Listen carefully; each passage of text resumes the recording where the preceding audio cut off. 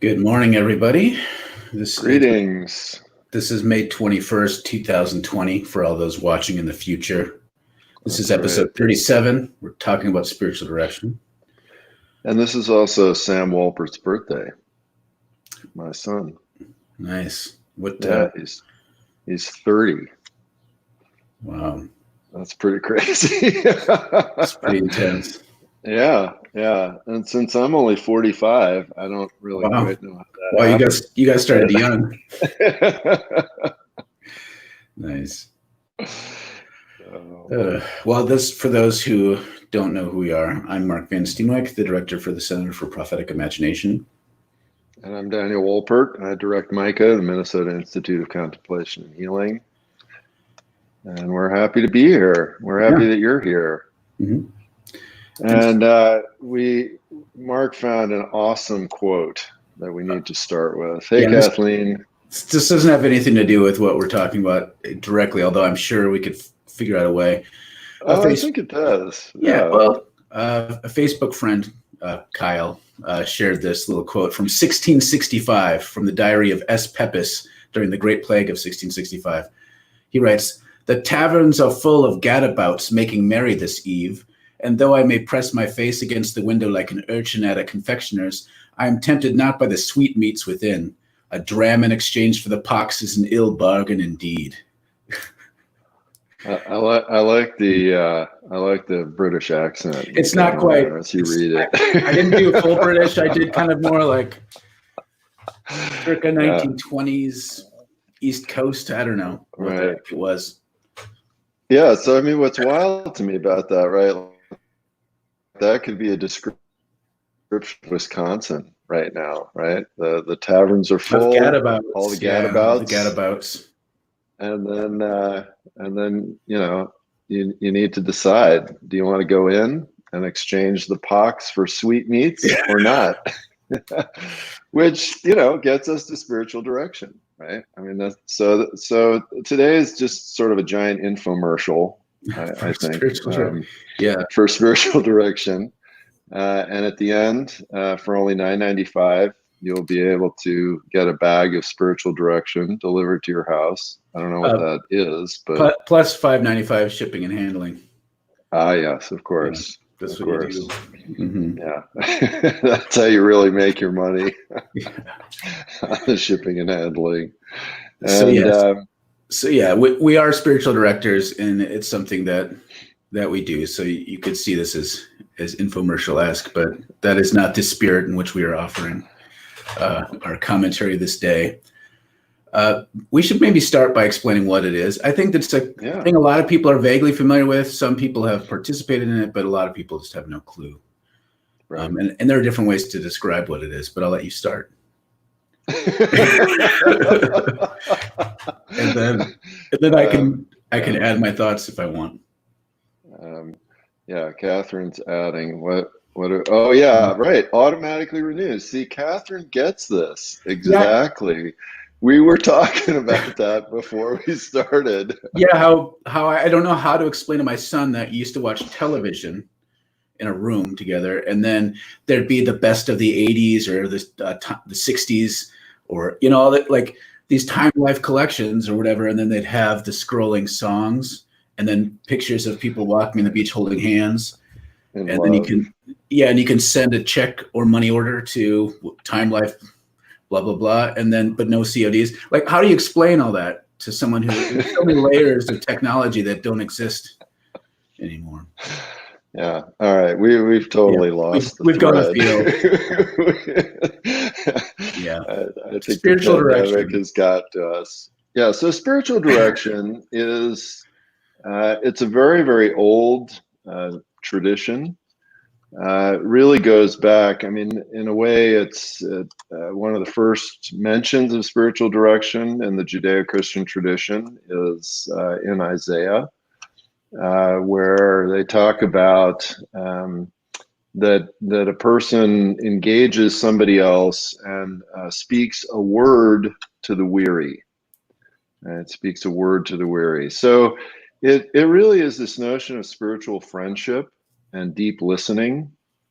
Mhm. So this is not about telling people direction, telling people what to do.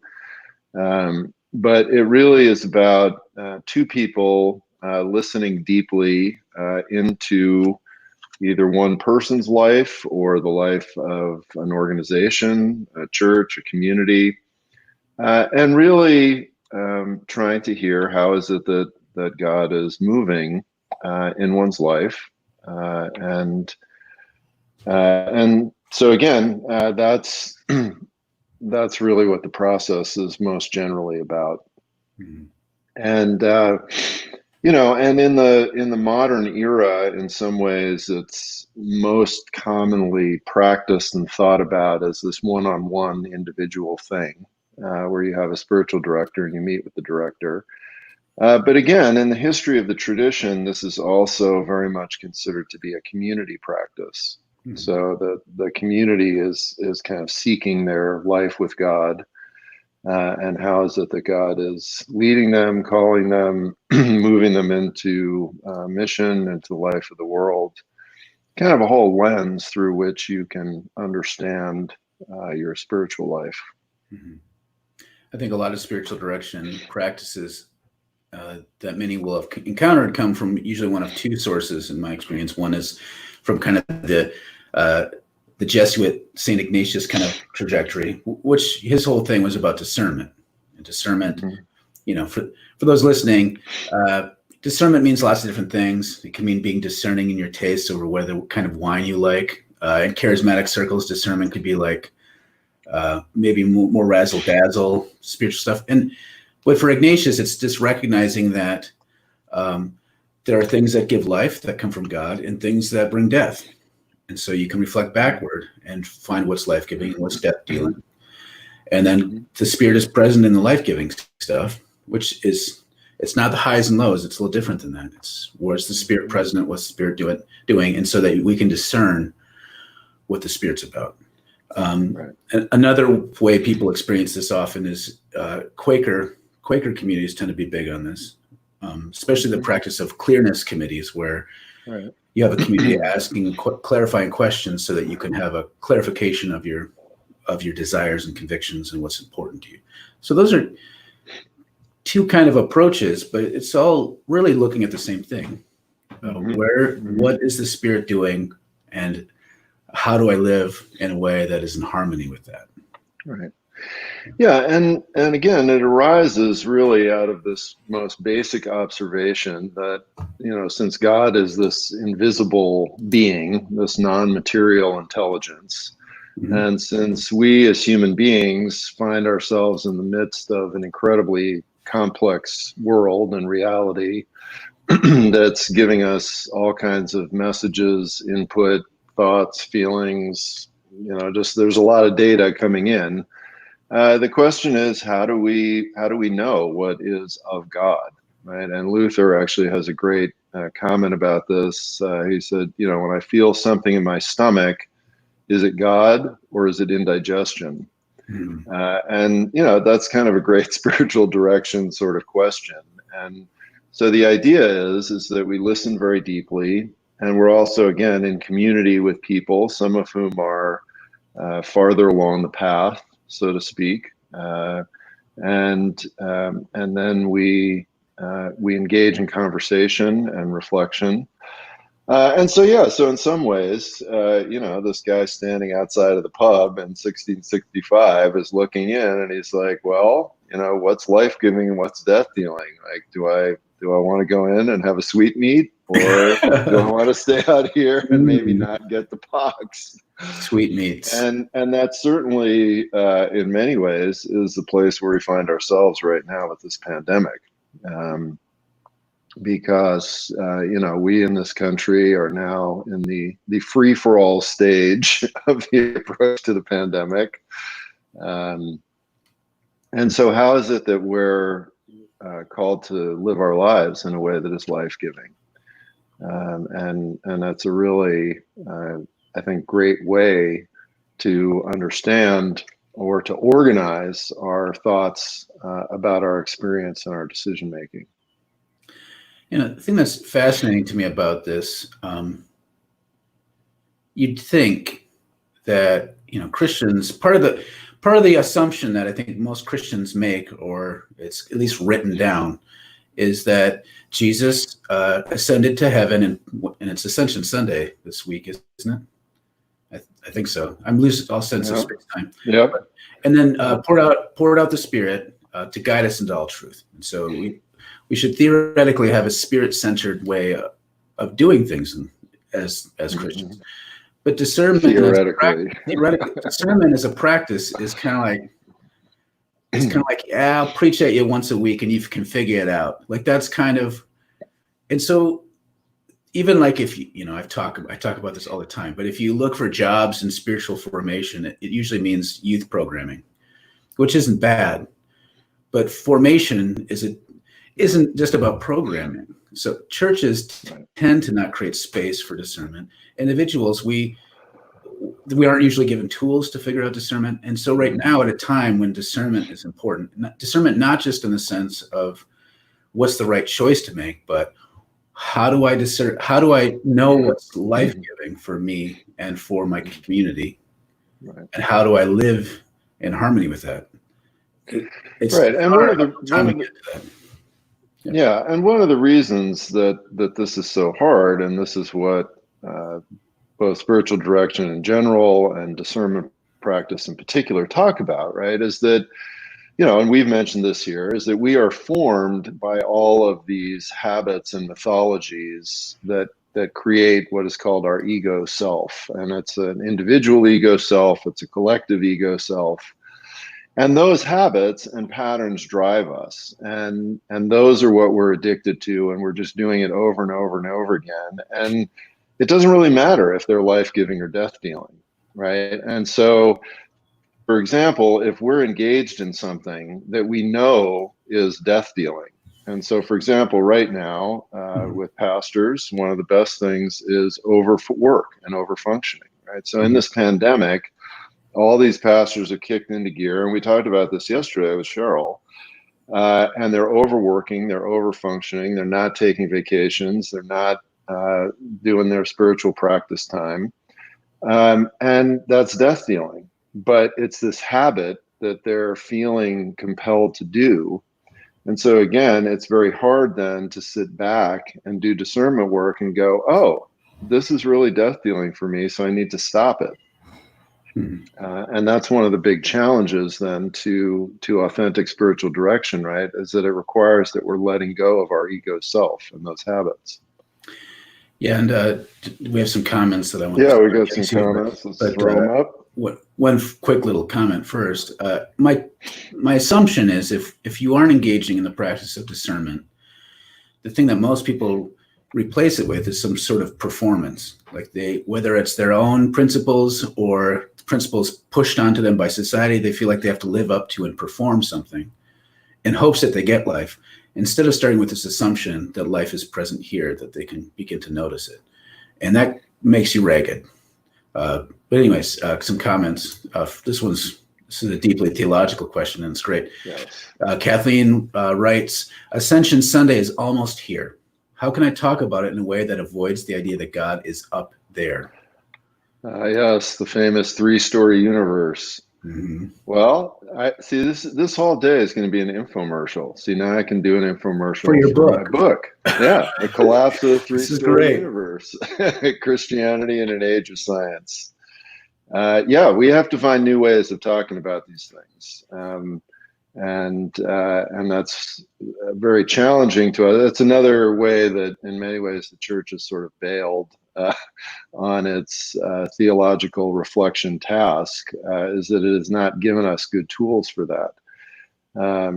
And so again, is it that Jesus flies into the air up to heaven, or is it really that again, Jesus becomes part of the non-material reality that is all around us, in us, through us, and really permeates our mind, and that we're called to connect to in our spiritual lives.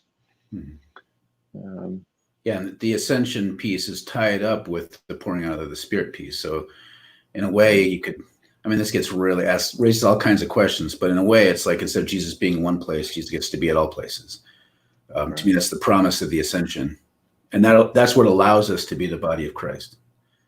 Otherwise, we're just a bunch of people emulating Jesus, which is maybe enough for a lot of people, but it ain't enough for me.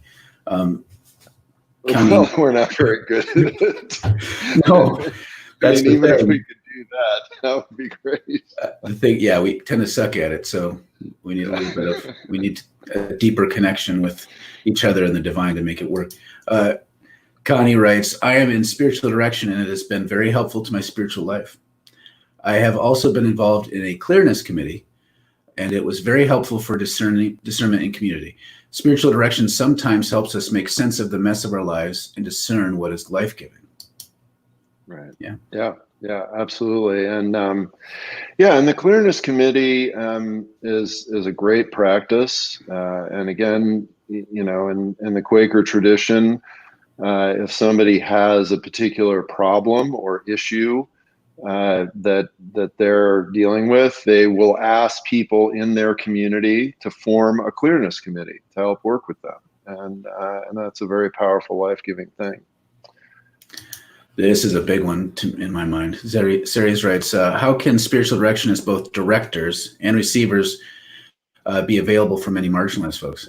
Okay, there's the next infomercial right there. So Ceres, one of the things we are talking about is creating a spiritual direction program for exactly something like this. And it would be really wonderful for folks like yourself to be a part of that.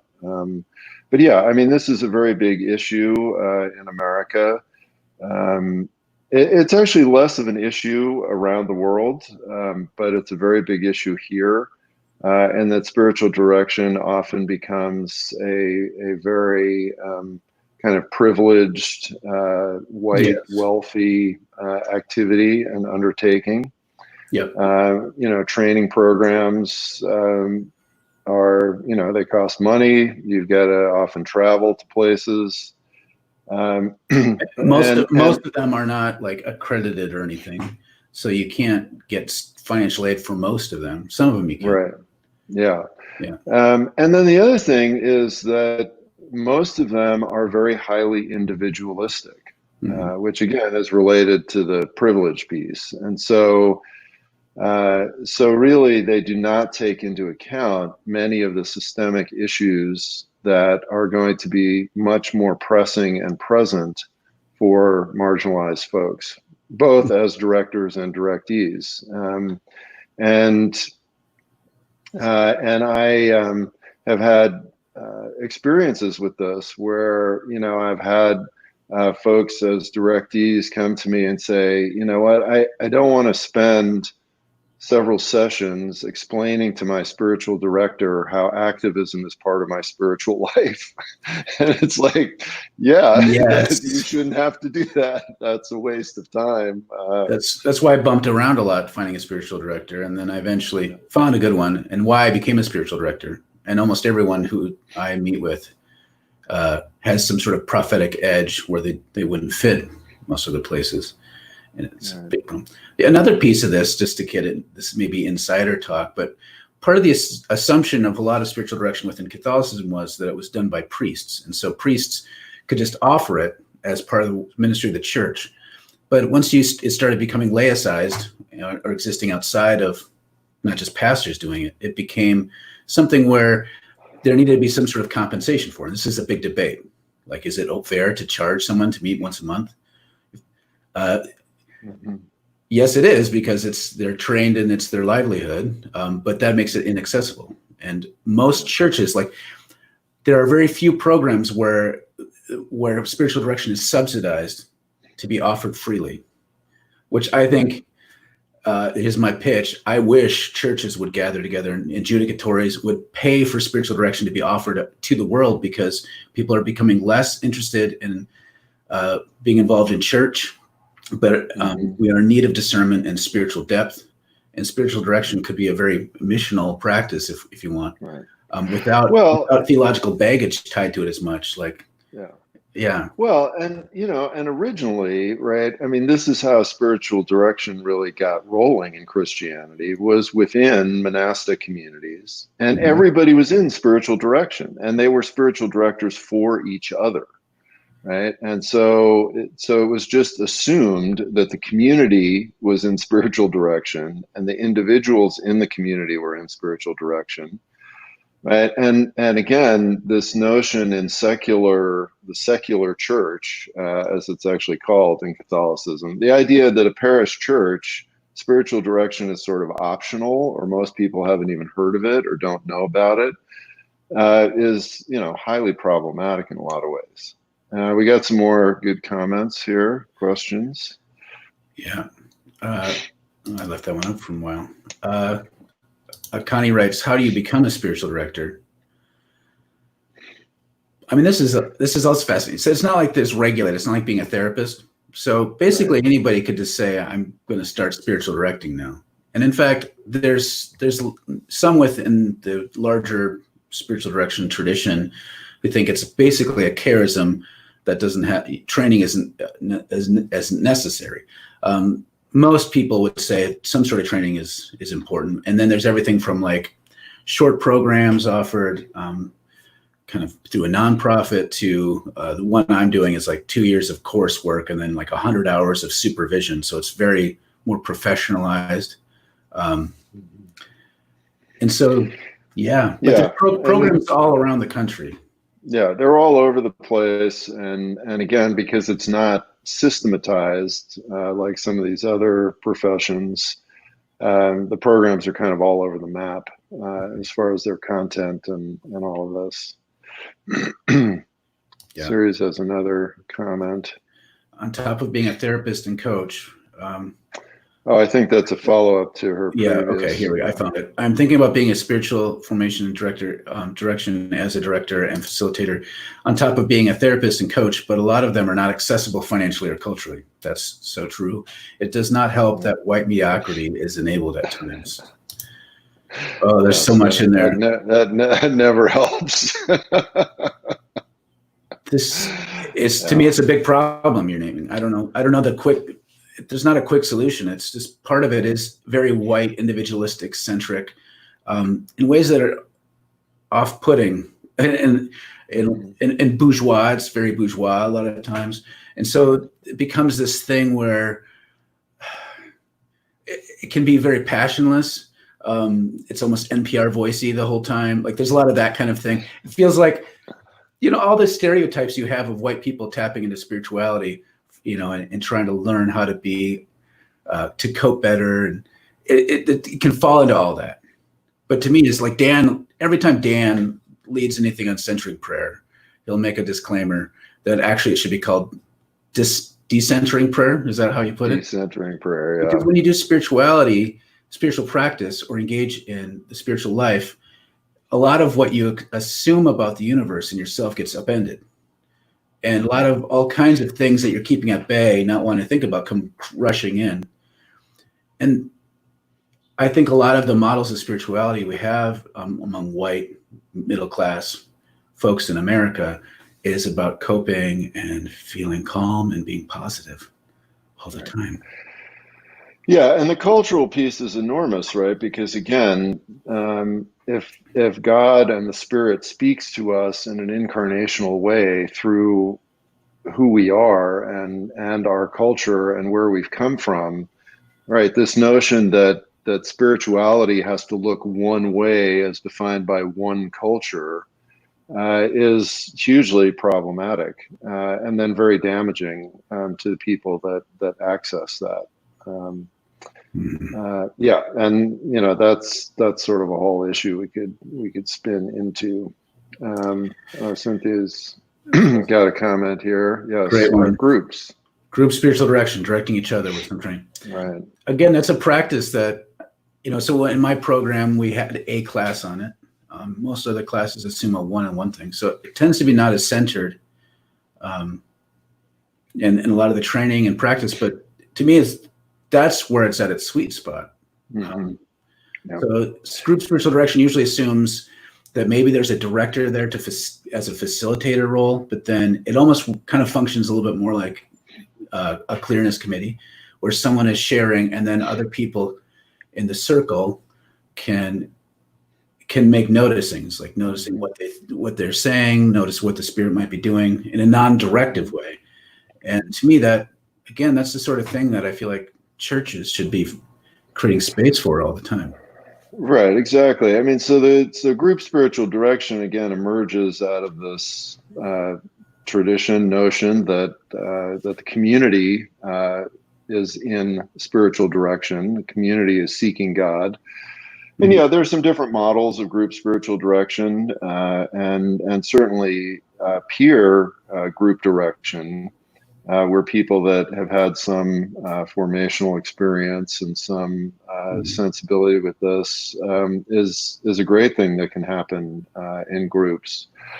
And you know, to me, the connection with all of this to the pandemic, and we've talked a lot about how are we moving forward, what is the new normal, what is it that churches can be doing. You know, yesterday we had this great conversation about the tension between these practical details of running a church right now and where can a church be called to be prophetic.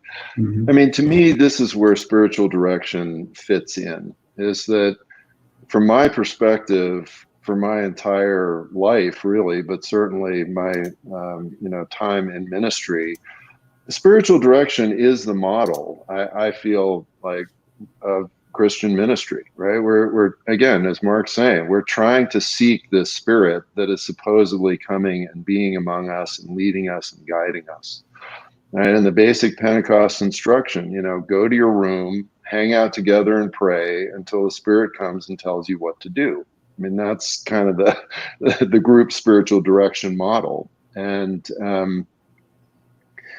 so in this time, to me, communities really could be taking that time to engage in these spiritual practices, to engage in individual and group direction, to really be seeking what is it that God is calling us to do in the midst of this pandemic and this total upheaval of everything that we do in the world. And Josh is recommending a book. Yep, Seeking God Together by Alice Frayling it's a good book about spiritual direction.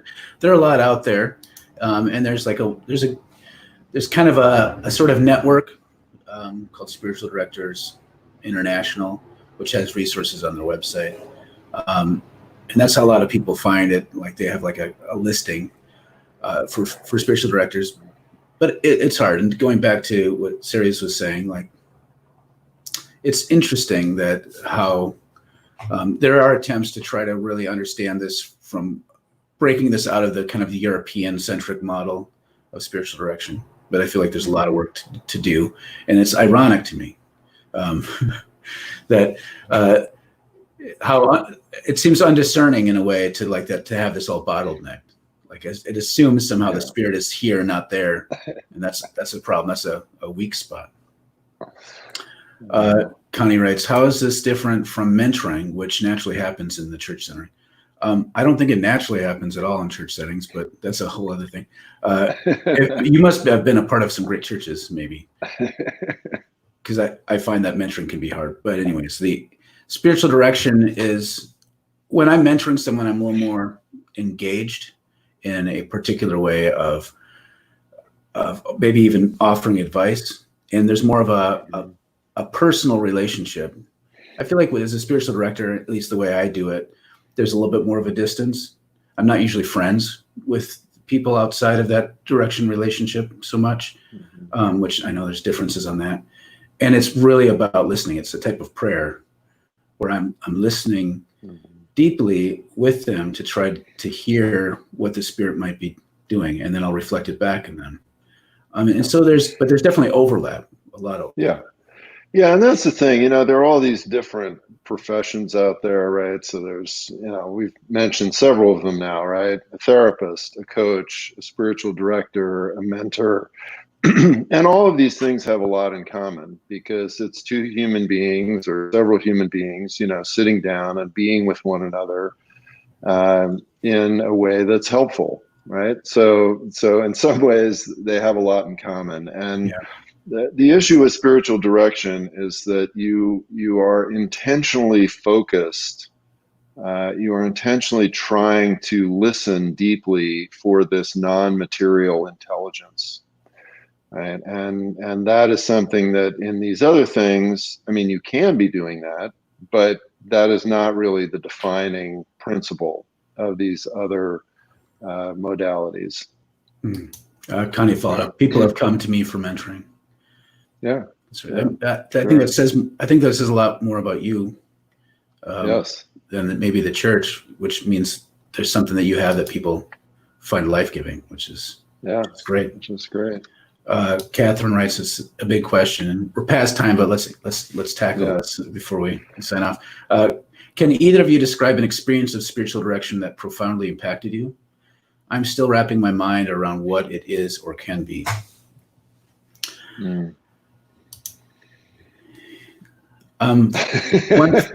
One I'll share. Like, I don't want to try to figure out how deep to go right now. And we're over time. Yeah. For me, a lot of what happens in spiritual direction, as I'm taught, a lot of it for me comes down to longings and desires. My assumption is that longings, that underneath, if you keep asking what's underneath long enough, you'll find something core to who you are as a person, your experience of God, your vocation. And there's just been times in talking with my spiritual director where my spiritual director will kind of help lift the layers into where I really realize like what I'm really feeling and thinking about something. And I'll realize that place is central to my vocation. So, for me, and that one moment that comes up is like when I realized how my experience of childhood trauma informed my sense of vocation. Like, that's something that maybe a therapist could help me understand the trauma, but connecting it to vocation, like in a spiritual sense, that's not what therapists do. And so, and this is at the same time I was doing therapy. So these two pieces kind of came together for me to understand something about how my woundedness, my experiences of trauma, the way I experienced them came to specific sensitivities I have that revealed my sense of vocation. So that's one, without going into details, that was a profound experience for me. Yeah, I mean, for me, my entire vocation as a student of the spiritual life was very much formed by some powerful interactions with living teachers who were my director at the time, and encouragement into that. And so Adams, why don't we throw these up and then we'll sign off. I think the idea of direction coming from a director builds in a flaw you can't escape. Obviously, the quality of the direction really depends on the director group community, but finding that non-material intelligence is really something that can't be dictated by another group of person. It takes a lot of trust and can easily go wrong. Well, I think the name. Why don't you put up his next one? I guess I wonder how we can open that up to the communities we exist without it giving a person or people a central role in projecting their vision into us as people seeking a truth. Mm-hmm.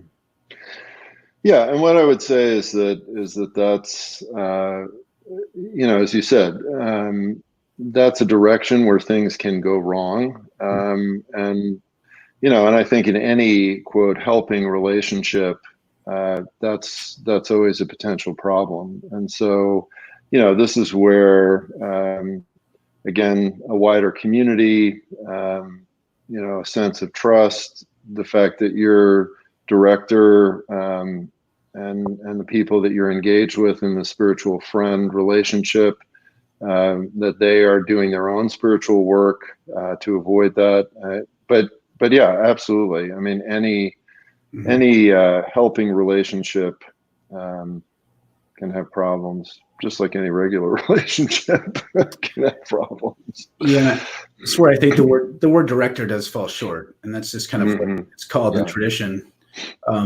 There's other terms people use: soul companionship, other things like that. Spiritual friend.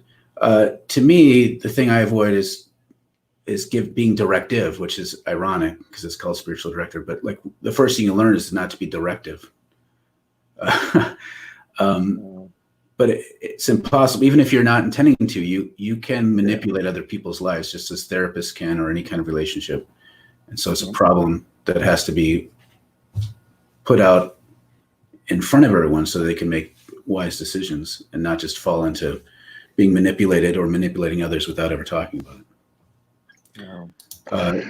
Last comment, I guess. I think about Bruce Lee talking about style in terms of martial art, where he says people seeking truth come to a master, and the master says, "This is the Japanese way or my Chinese way," when preference becomes law, as he says it. There we go. Let's end with some Bruce Lee. And with some Bruce Lee. This has been great. So thank you, everybody. As always, just great comments and questions and reflections. And we are now going to take a break for the long weekend. So we are not going to be on tomorrow or Monday. We'll be back next week after the vacation. So go to the bar, look in the window, and listen. Are you called to go in? And have the Are you sweet called meats? to stay out? See ya. See ya.